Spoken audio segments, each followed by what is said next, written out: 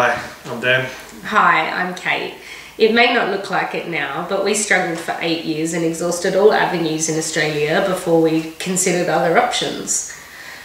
We had very little testing done here in Australia, even though we'd had several failed cycles as it's common practice here. The next step we embarked on was surrogacy using an international clinic in Thailand. This confirmed for us that egg donation will be our last hope in having the family we dreamt of, as our second surrogate miscarried using Kate's eggs. After sufficient testing and lengthy discussions with our Thai doctor, we were told that due to the poor quality of my eggs, we were told that egg donation would really be our only and next step. The decision for us to use an egg donor was actually an easy one for me to make. I didn't deliberate about not having a genetic link to the baby that we may one day have, but I viewed it totally different. I felt that if this was the means by how we would have our child, become parents and finally have the family we wanted, I'm getting emotional. Then aren't we so lucky to live in this day and age where these options are available to us? I knew it would be difficult as we would have to travel abroad, as Australia does not allow oocyte or sperm donation unless it's through somebody you know, and it must be altruistic, which makes the whole process extremely hard to find a donor in our country. I emailed a few of the clinics and I had responses from all of them, but there was one that really stood out for me.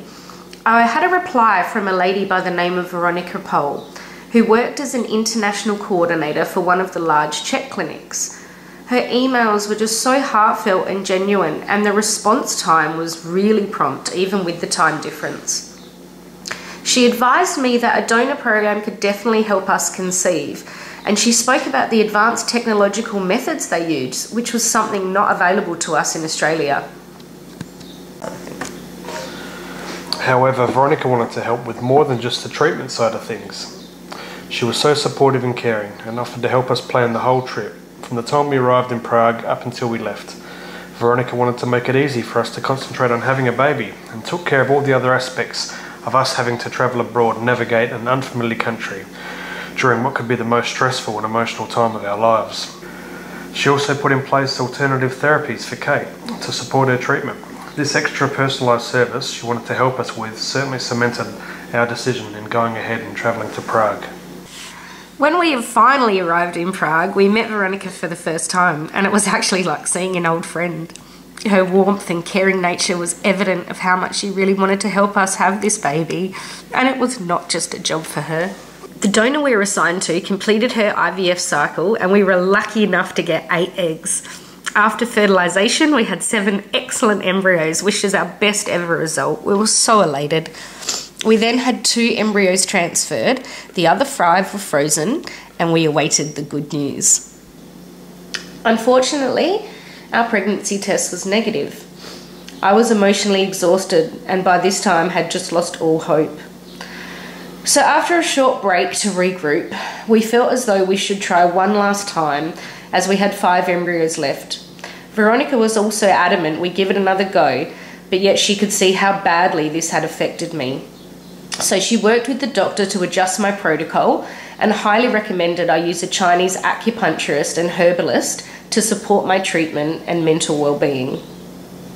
I took her advice and we found an amazing Chinese acupuncturist who specialises in herbs and infertility by the name of Lily Feng. Lily recommended I use a combination of acupuncture, herbs and cupping therapy to aid in my conception for a minimum of 4 months. During that time, I really felt my body change. It was like my reproductive system had almost reset itself. I just suddenly had this renewed sense of energy, vitality, and most importantly, hope. I was really ready to give it a last try. So I went back to Prague for our final attempt. At my first scan, my lining was actually the best it had ever been. It was measuring 12 millimetres. We then had the best 2 embryos transferred, and 14 days later, I had my first ever positive pregnancy test. It had worked. So, we now have a 2-year-old happy, healthy little boy, thanks to a selfless lady who gave us the most wonderful gift one human being could give another. He truly has made our lives complete in ways we never knew possible. His name McKinley, Drew, George. We will always be so grateful to our donor, Veronica, Lily, and everything our clinic did to make our dream come true. He really is a miracle.